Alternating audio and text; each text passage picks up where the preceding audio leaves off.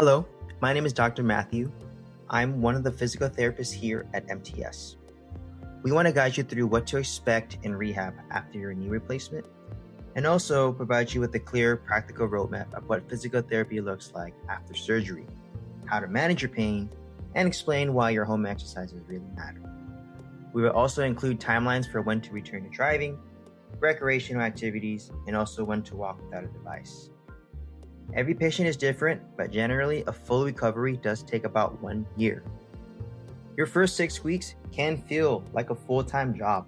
You're going to be icing, elevating, and performing movements throughout your day. Generally, at around 3 months, most patients feel between 50 to 75% recovered. At 6 to 9 months, most patients feel about 90% recovered. And again, it does take about a full year to finally feel 100%. Let's start with day 1. Very soon after surgery, a physical therapist will meet you in the hospital. The immediate goals are safety and getting you moving, sitting at the edge of bed, standing, and even taking a few steps with your walker. They will teach you safe transfers such as how to get in and out of a bed and chairs, and how to use your assistive device. You'll begin with simple but important exercises right away. These include ankle pumps, quad sets, glute squeezes, and gentle heel slides. These movements are intended to help reduce your swelling, activate muscles, and even help prevent blood clots. The purpose of day 1 is to build your confidence, circulation, and have a safe transition to your home environment. Next, let's talk about pain control. Pain is expected, and we will use multiple modalities, such as ice, elevation, and pain medications, including acetaminophen and even NSAIDs when appropriate, and sometimes a short course of opioids. Please plan to ice at least 5 times a day in the beginning, up to every hour for about 15 to 25 minutes when you are awake. Take your pain meds about 30 to 45 minutes before your physical therapy sessions so that you can fully participate. Be aware of side effects from the pain meds. Drowsiness, slow reaction time, and constipation are commonly reported. Next, let's talk about wound and dressing care. Your incision will be covered with a sterile waterproof dressing. You can shower normally, but please keep that dressing clean and dry afterwards. Many surgeons will request your physical therapist to remove that outer waterproof dressing around 1 week after surgery. This will reveal a mesh or adhesive layer over the incision that will start to peel away gradually. You can also shower gently with the dressing in place, but please avoid soaking in baths. No hot tubs, no pools until your surgeon clears you, which is typically around 6 weeks. Check your incision daily. Expect some bruising, swelling, and even mild redness is all normal. However, please report any increased redness, significant swelling, any new streaking, foul drainage, or fever, because those could be signs of infection.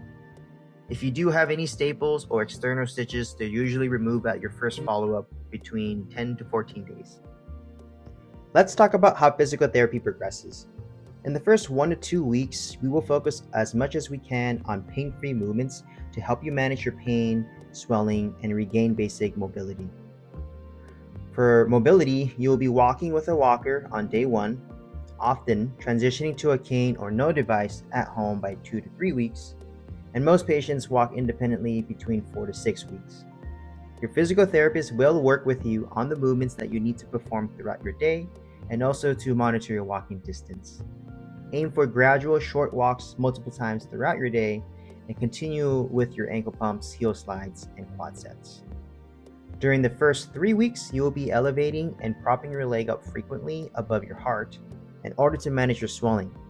You can try using the letter T method for pillow positioning to keep the knee extended while in elevation.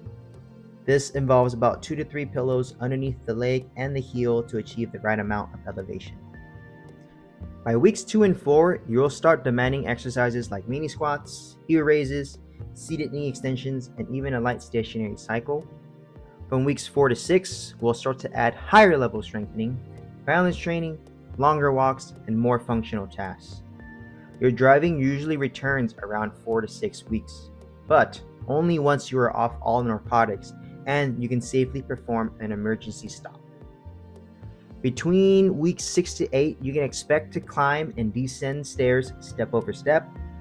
Getting in and out of a car will be easier, and negotiating uneven surfaces will be possible.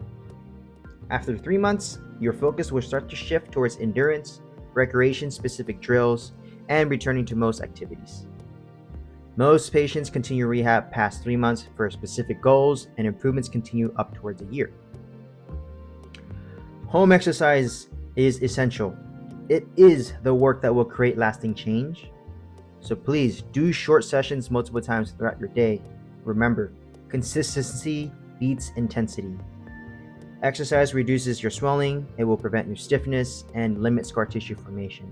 Remember, mild soreness after exercise is normal, but severe pain or significant swelling that worsens after exercise is a sign to modify your intensity and check in with your physical therapist. For recreational activities, things like cycling and swimming are generally safe between 2 to 3 months, depending on your strength and swelling. For golf, putting often feels comfortable earlier, but full swings and walking your course are better to wait around after 3 to 4 months. For travel, short car trips become easier at 6 to 8 weeks, but longer car trips and air travel are often postponed until about 3 months. Remember, recovery is not a straight line. Unfortunately, there will be ups and downs, even if you follow everything to the T. And finally, do not compare yourself to others. Every person's recovery is shaped differently by their pre-surgical health, their pre-surgical activity levels, and how closely you follow your rehab program. If you have any questions at any point, please reach out to your physical therapist. We are here to guide you through every step. Stay consistent with physical therapy, follow your home exercise program, and be patient. Your new knee will give you the opportunity to get back to the activities that matter most. Thank you for watching, and we will see you in physical therapy.